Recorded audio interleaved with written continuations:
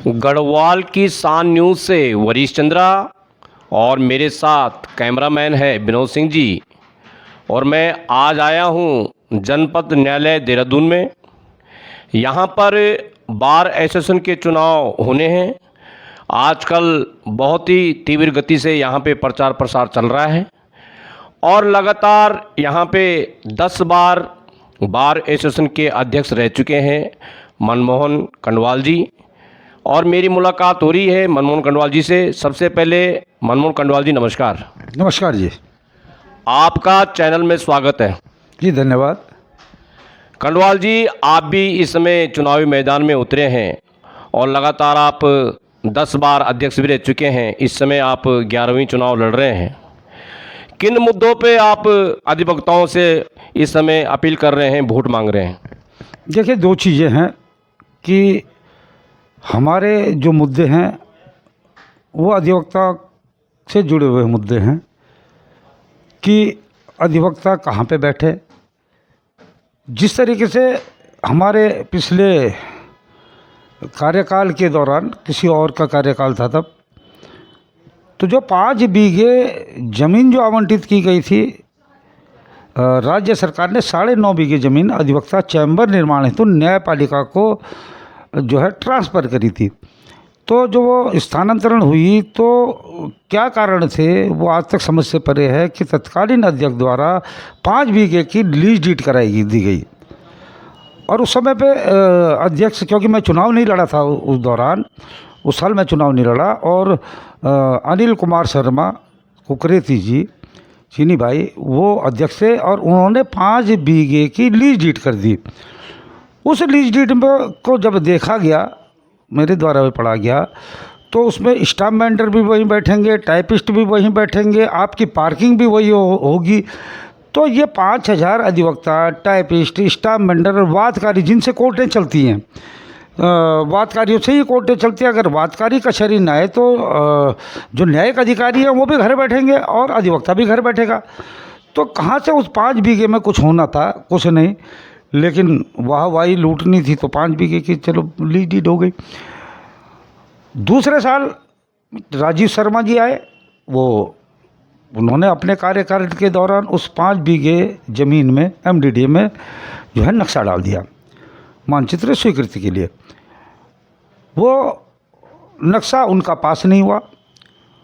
उस दौरान उनके द्वारा जो है अधिवक्ताओं से पैसे जमा करने लग गए और अधिवक्ताओं ने पैसे भी जमा करे और ये भी वो करा गया कि पीएससी आएगी, खाली करवाएगी, हमें बहुत जल्दी बनाने हैं। जब हमने इस बात का विरोध किया, हमने कहा कि भाई हमें नक्शा तो दिखाओ, जो मानचित्र जो स्वीकृत हुआ वो नक्शा दिखाओ भाई, तभी तो पैसे लोगे। तो नक्शा कोई भी पास नहीं हुआ था एमडीडीए द्वारा। फिर चुनाव हुआ जब, तो मैं अध्यक्ष बन गया यहाँ पे। तो अभी 3-3.5 महीने पहले लगभग वो मानचित्र स्वीकृत हो गया। तो तत्कालीन अध्यक्ष राजीव शर्मा जी द्वारा ही व्हाट्सएप पे वो नक्शा डाला गया कि देखो ये मेरा नक्शा पास हो गया है। हमने तो वो व्हाट्सएप पे वो नक्शा डाला भी नहीं, ना हमने किसी को कोई प्रचार किया कि भैया वो नक्शा पास हो गया। 8 नवंबर की बात है। 8 नवंबर में जो पुराना जिला जज परिसर है वहाँ पर टेंट लगने शुरू हुए। जब हमें इस बात का ज्ञान हुआ तो हम वहाँ पे गए। हमने कहा भाई टेंट किसके लग रहे हैं? तो वो टेंट लगाने वाले ने कहा जी मुझे भी पता नहीं है कि किसके लग रहे हैं। हमारी सिटी मजिस्ट्रेट साहब से भी बात हुई, हमारी एसडीएम साहब से बात हुई, उन्होंने कहा हमें भी नहीं पता है लग किसके रहे हैं। हमने जब विरोध किया वो वहाँ से टेंट वेंट उखाड़ दिए, क्योंकि 9 तारीख को हमारे देश के माननीय प्रधानमंत्री श्री नरेंद्र मोदी जी देहरादून आ रहे थे एफआरआई में। तो हमने जब वो टेंट वेंट उखाड़ दिए तो हम क्योंकि 9 तारीख को रविवार था और 10 तारीख को जैसे ही कोर्ट खुली तो हम हरिद्वार रोड पे धरने पे बैठ गए। जो लगभग 1 महीने से ऊपर हमारा धरना चला। हमने कहा हमें ये ज़मीन दो कि वहाँ पे कुछ होना नहीं है, न किसी का भला होना न कुछ होना है। हम लोग धरने पे बैठे तो तत्कालीन गृह सचिव जी द्वारा हमें लिख के दिया गया, जो कि शासन के एक बहुत बड़े अधिकारी हैं, हम उन्हें सरकारी मानते हैं। उन्होंने कहा भाई हम आपको इधर भी ज़मीन दे रहे हैं और अंडरपास बनाएंगे, ओवर ब्रिज बनाएंगे और साथ में सरकार जो है आपके चैम्बरों का निर्माण करेगी। हम इस मुद्दे को लेके हमने धरना स्थगित कर दिया था, हमने धरना ख़त्म नहीं करा। उसके बाद भी हमारे द्वारा जो है जब धरना स्थगित करने की घोषणा की गई तो इससे पूर्व अध्यक्ष जी द्वारा ये कहा गया कि मैं आमरण अनशन पे बैठूंगा, लेकिन वो आज तक आमरण अनशन पे नहीं बैठे। फिर हमारे द्वारा एक आम सभा बुलाई गई तो हमने 22 तारीख का दिन रखा घंटाघर घेराव का, जबकि घंटाघर घेराव में ये घंटाघर पे 5 या 5 से ज़्यादा अधिवक्ता कोई भी इकट्ठे होंगे तो उनके खिलाफ जो है धारा लगेगी। लेकिन हम जीत पे अड़े रहे, हम न शासन से झुके, न सरकार से झुके, न प्रशासन से झुके। तो हम लोगों ने घंटाघर पे जाम लगा दिया था और उसके बाद हमारे यहाँ चुनावी प्रक्रियाएं भी शुरू हो गई हैं, क्योंकि बार काउंसिल के पूरे राज्य के बार काउंसिल के चुनाव हैं 17 तारीख को और 19 तारीख को बार संघ देहरादून के चुनाव हैं। तो हमने ये जो अधिवक्ता हितों की बात उठाई कि भाई हम लोग कहाँ जाएं, हम वकालत कहाँ से करें, या तो हम सड़क से करेंगे, फिर तो सड़क पे बैठ जाएंगे। तो इस मुद्दे को उठाया भी हमारे द्वारा गया था। अध्यक्ष इस समय मैं ही हूँ, तो मेरे द्वारा ये मुद्दा उठाया गया। हम अपने अधिवक्ताओं को हमने सड़क पे बैठाया और सड़क पे बैठाने के बाद जो है धरना को स्थगित किया गया। लेकिन चूँकि जो है सरकार हमारी काफ़ी चीज़ें बातें मान चुकी थी और लेकिन जो है हमारे क्या बोले किसी को भी अब जो है अब चुनाव बहुत नज़दीक है। 17 तारीख तो पूरे राज्य का बार काउंसिल ऑफ उत्तराखंड का चुनाव है और 19 तारीख को बार संघ देहरादून का चुनाव है। तो अभी हम इसी चुनाव प्रक्रिया में लगे हुए हैं और निश्चित तौर पे अगर कोई चीज़ें नहीं मानेगी सरकार, नहीं हमारे ये काम होंगे, तो आंदोलन के लिए फिर हमें उग्र आंदोलन का रूप देना पड़ेगा। कई मुद्दे हैं हमारे, इन्हीं मुद्दों पे नहीं है। मेरी तो एडवोकेट प्रोटेक्शन एक्ट को भी लेके बात चल रही है कि हमारे लिए भैया एडवोकेट प्रोटेक्शन एक्ट बनाया जाए। एक चीज़ और कहना चाहूँगा कि कल्याण निधि का जो हमें 1.5 लाख रुपए मिलता है, हमें सरकार वो कम से कम 10 लाख रुपए करे। हरीश रावत जी, माननीय श्री हरीश रावत जी जब मुख्यमंत्री थे तो हमारी जब उनसे वार्ता हुई थी, 3-4 बार की बैठक हुई। उस बैठक में ये निर्णय लिया गया कि 1 करोड़ रुपये, क्योंकि इन्होंने बजटीय सत्र में ये घोषणा करी थी और हमें 24 दिसंबर को माननीय हरीश रावत जी द्वारा, जो मुख्यमंत्री थे तत्कालीन, उनके से द्वारा और जो तत्कालीन हमारे जो है लॉ सेक्रेटरी थे, आजकल हमारे ही हैं, वो जज बन के आ रखे हैं, तो वो आए थे और 24 दिसंबर वार्षिकोत्सव में तब अध्यक्ष मैं था, मेरे को वो शासनादेश उन्होंने जारी करा। फिर उसके बाद क्योंकि चूँकि ये पूरे उत्तराखंड के अधिवक्ताओं से जुड़ा हुआ मुद्दा था, क्योंकि वो सभी उसमें मेंबर होते हैं, तो फिर जब देखा मैंने देखा कि जब इसमें पैसे आ रहे हैं इस खाते पे या नहीं आ रहे, क्योंकि गवर्नमेंट की ट्रस्टी होती है उस खाते की, तो जब मैंने सूचना के अधिकार में जो मांगा तो 2019 में वो फाइल खारिज हो चुकी थी। तो ये भी अहम मुद्दा है कि एडवोकेट प्रोटेक्शन एक्ट भी लागू होना चाहिए और साथ साथ वेलफेयर स्कीमें भी अधिवक्ताओं के लिए लागू होनी चाहिए और अधिवक्ताओं के चैम्बर सरकार बनाए। जब हम सरकार के सारे कार्य तो हम करते हैं, जो भी मुकदमे होते हैं जिन नेताओं के खिलाफ, चाहे वो सरकार के हों चाहे विपक्ष के हों, तो हम उनकी फ्री मदद करते हैं। और जब हम इन मुद्दों की बात उठाते हैं तो सरकार को भी हमारी मदद करनी चाहिए और विपक्ष को भी हमारी मदद करनी चाहिए। जी अध्यक्ष जी, आप इस समय बार एसोसिएशन के अध्यक्ष के उम्मीदवार हैं और 10 बार आप रह चुके हैं। इस समय कुल कितने प्रत्याशी हैं अध्यक्ष पद के लिए? देखिए, अध्यक्ष पद पे इस समय 4 प्रत्याशी है जी। 4 प्रत्याशी हैं और आप उन प्रत्याशियों को किस तरह से चुनौतियां देंगे? देखिए, चुनौतियों से देना मेरा हमेशा लक्ष्य रहा है, क्योंकि आप तो कचहरी हमारे जो पुराना प्रांगण है यहाँ हमेशा ही घूमते रहते हो, तो आपने भी देखा होगा कि हर जो ये बिल्डिंगें बनी हुई हैं वहाँ पर पत्थर में मेरा ही नाम लिखा हुआ है। क्योंकि मैंने जब हमारे निशंक जी सीएम साहब थे तो 25 लाख रुपए लाया था मैं, जो हमने भवन बनाया है। 10 लाख रुपए श्री विजय बहुगुणा जी, जब वो टिहरी सांसद थे, 10 लाख रुपए उनसे लाया था।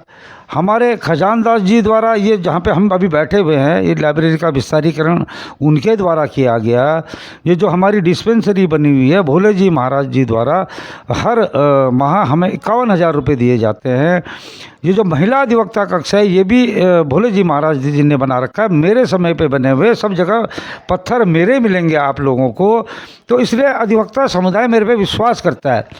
रही जो और चुनाव लड़ रहे हैं मेरे खिलाफ, उनके द्वारा कोई ईंट नहीं लगाई गई है। अगर वो एक ईंट भी दिखा दे कि कहाँ पे लगाई गई, कहाँ पे उनका पत्थर लगा हुआ है, तो ये वो बताए। उनके द्वारा कभी भी इस तरीके से कोई भी कार्य नहीं किया गया अधिवक्ता हितों में। और अगर अधिवक्ता हितों पे ही ये कार्य करते तो 9.5 बीघे की 5 बीघे की लीज डीड नहीं करते। और उसके बाद जो अध्यक्ष आए हैं राजीव शर्मा जी, उन पर उन्हें नक्शा नहीं डालना चाहिए था और वो ज़मीन वैसी पड़ी रहती। हमें तो भैया अधिवक्ताओं को बैठाना है, उन्हें बेघर नहीं करना है। जी अध्यक्ष जी, अगर आप 11वीं बार जीत के आते हैं तो आपकी सबसे पहले क्या प्राथमिकता होगी? सबसे पहले जो हमारी प्राथमिकता होगी वो होगी चैम्बरों को लेके, क्योंकि एक सपना होता है अधिवक्ता का, मेरा एक चैम्बर हो। तो हमारी तो सबसे पहली प्राथमिकता ही चैम्बर की होगी। और सरकार निश्चित तौर पे उस बात को मानेगी, क्योंकि हमारे यहाँ जो हमारे बार एसोसिएशन देहरादून के अध्यक्ष रहे हैं, वो भारतीय जनता पार्टी के प्रथम मुख्यमंत्री जो रहे हैं हमारे, वो हमारे यहाँ अध्यक्ष रहे हैं। पुष्कर सिंह धामी जी जो वर्तमान में हमारे मुख्यमंत्री हैं, श्री पुष्कर सिंह धामी जी, वो भी हमारे यहाँ से जुड़े हुए हैं। जो कंडारी जी हैं देवप्रयाग के विधायक, वो भी हमारे मेंबर हैं ही। जो बद्रीनाथ के मेंबर से जो विधायक है, वो भी हमारे मेंबर हैं। जो श्री प्रीतम सिंह जी हमारे यहाँ जो हैं, वो भी हमारे यहाँ मेंबर हैं। जो हीरा सिंह बिश जी, श्री हीरा सिंह बिश जी भी हमारे मेंबर हैं। श्री दिनेश अग्रवाल जी, वो भी हमारे मेंबर हैं। और आप ये देखिए कि ये हमारे देहरादून बार का सौभाग्य कहूँगा इसे, कि जो स्वर्गीय श्री नित्यानंद स्वामी जी तो प्रदेश के पहले मुख्यमंत्री रहे। वो बार एसोसिएशन देहरादून के मेंबर होने के साथ साथ पहले मुख्यमंत्री भी यहीं के रहे हैं, उत्तराखंड के। तो ये तो हमारा सौभाग्य है कि ये लोग, और ऐसा नहीं है कि हमारे लोग साथ नहीं देते हैं, ऐसा ये लोग भी साथ देते हैं। पर कहीं ना कहीं किस मोड़ पे कहाँ पे एक खूबसूरत सा वो आ जाए, नज़ारा हमें देखने को मिले, बिल्डिंग हमें देखने को मिले, बैठने का स्थान मिले, तो ये सबसे बड़ी हमारी वो रहेगी। और रही एडवोकेट प्रोटेक्शन एक्ट की बात, वो बात तो एक उसमें हो ही जाएगी। और अधिवक्ताओं का भला कैसे हो, उनकी सबसे बड़ी बात यह है, जब पत्रकारों के लिए, पत्रकार बंधु भी हमारे ही बंधु हैं, जब 1100 करोड़ रुपए उनके लिए दिए जा सकते हैं जो है अपने विज्ञापन छापने के लिए, तो भाई, या जो आजकल समाज में जो व्याप्त बुराइयां हैं उन्हें ढकने का प्रयास के लिए दिया, जिस चीज़ के लिए या हो सकता है अच्छाई के लिए दिए जा रहे हो, हमें मुझे इस बारे में ज़्यादा वो नहीं है। तो भाई जब 1100 करोड़ उन्हें दिए जा रहे हैं तो हमें भी दे दीजिए। हम तो भैया पत्रकारों के भी मुकदमे लड़ते हैं, तो सरकार के भी लड़ते हैं, तो विपक्ष के भी लड़ते हैं। हमारी क्या गलती है? हम तो इस मुद्दे की भी है। और अधिवक्ता का भला, जो मैंने कहा ना, भविष्य निधि हमारी कल्याण निधि वाली बात है, उस कल्याण निधि में हमारे 10 लाख रुपए हों, हम तो इस चीज़ के लिए। और नए जो बच्चे हैं उनके लिए भी सरकार ऐसी व्यवस्था करे कि कम से कम उनके स्टाइपेंड की व्यवस्था हो जाए, कुछ ऐसा हो जाए कि आदमी कम से कम अधिवक्ता यहाँ सम्मान से जिए, सारी चीज़ें करे। ये बात काफ़ी, जैसे डोईवाला में भी टोल का पड़ता है, हम काहे के लिए जा रहे हैं वहाँ? हम कभी आपने कोई भी माननीय उच्चतम न्यायालय का आदेश पढ़ा हो या माननीय उच्च न्यायालय का आदेश पढ़ा हो, एडवोकेट ऑफ द तो क्या ऑफिसर ऑफ द कोर्ट बोला जाता है। जब हम ऑफिसर ऑफ द कोर्ट हैं तो क्यों हमसे पैसे लिए जाते हैं? और हम अपने कार्य से नहीं जाते। मान लीजिए मैं डोईवाला कोर्ट में जा रहा हूँ तो मैं अपने व्यक्तिगत कार्य से नहीं जा रहा हूँ, हम अधिवक्ता हितों के लिए जा रहे हैं वहाँ। और कोई अधिवक्ता गरीब है, मान लीजिए हमसे 30-40 रुपये वहाँ पे लिए जाते हैं आने में, या 40-50 रुपये जाने में, तो वो खर्चा किस पे पड़ रहा है? कैसे निर्धन को न्याय मिलेगा? हम तो फिर भैया उन्हीं से लेंगे, तो निर्धन को कैसे न्याय मिलेगा? तो इस बारे में भी सोचा जाएगा निश्चित तौर पर। अध्यक्ष जी, चलिए आप चुनाव लड़िए, हमारी शुभकामना है। आप पुनः अध्यक्ष बनिए, हमारी शुभकामना है। आप, मेरा अंतिम सवाल है कि अपने तमाम अधिवक्ताओं को क्या संदेश देना चाहेंगे? देखिए, मैं तो ये कहता हूँ कि हमारे अधिवक्ता खुश रहे, उनके चेहरे पे एक मुस्कान रहे। अगर उनके चेहरे पे मुस्कान है तो मैं एक संरक्षक के रूप में ये सोचूंगा कि ये मुस्कान मेरे चेहरे की भी है इसमें। और हमारे अधिवक्ता के किसी की मुस्कान अगर गायब होगी चेहरे से, तो संरक्षक होने के नाते मैं ये सोचूंगा कि ये मेरे चेहरे की मुस्कान गायब हो गई है। इसका मतलब हम सब जो हैं किसी पीड़ा से ग्रसित है, कोई हम दर्द महसूस कर रहे हैं। ऐसा दिन ना आए, तो मैं तो सबके चेहरे पे मुस्कान देखना चाहता हूँ कि सब खुश रहें। और सर्वे भवन्तु सुखिनः, सर्वे सन्तु निरामय, सर्वे भद्राणि पश्यन्ति, मा कश्चित् दुःखं भाग्येत्। साथियों नमस्कार, आप देख रहे हैं गढ़वाल किसान न्यूज। गढ़वाल जी, आपका समय देने के लिए बहुत बहुत धन्यवाद। जी धन्यवाद।